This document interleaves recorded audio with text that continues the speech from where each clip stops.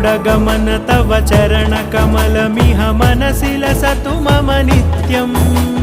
गरुडगमन तव चरणकमलमिह मनसि लसतु मम नित्यम् मनसि लसतु मम नित्यम् मम तापमपाकुरु देव मम पापमपाकुरु देव मम तापमपाकुरु देव मम पापमपाकुरु देव